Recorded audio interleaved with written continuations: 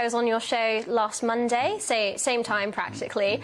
I came off, there was a fantastic response from the public. I was really, my heart was warmed by the support and outreach that I received from those that either didn't know what had been going on in Telford for decades. Up to 1,000 girls had been reported to have been abused by grooming gangs since the 1980s, or those that had no idea that it could potentially still be going on, and the scale of police, council and social services failings. I went back home, I went back to Telford, and the next day around lunchtime 2 police officers banged on my door demanding that I speak to them about my interview. Really?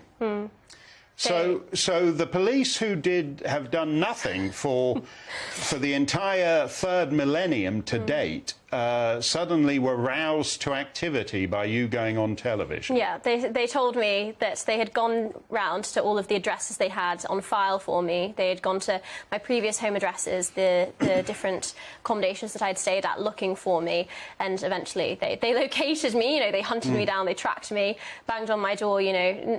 Not too different to when they're knocking on the door of a perpetrator, of a potential criminal.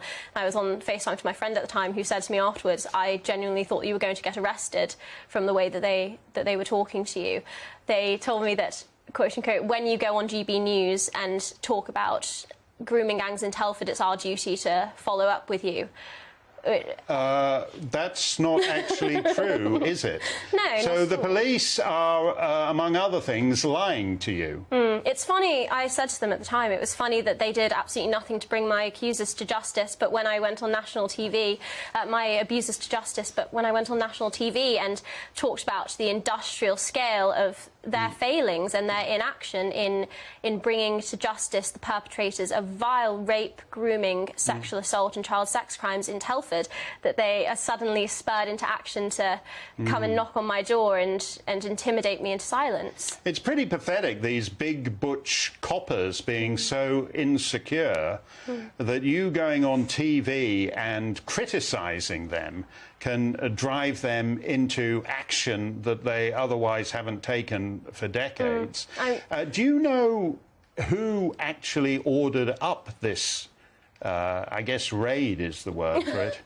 I have absolutely no idea. I know that it was two police officers from the CSE team that knocked on my door. They said they had been working for the force for 1 year and 6 months respectively, and they were, quote unquote, trying to make a difference. I don't know what difference they were making by going after a victim rather than the perpetrators, those that have been systematically raping, abusing, grooming and passing girls round for decades.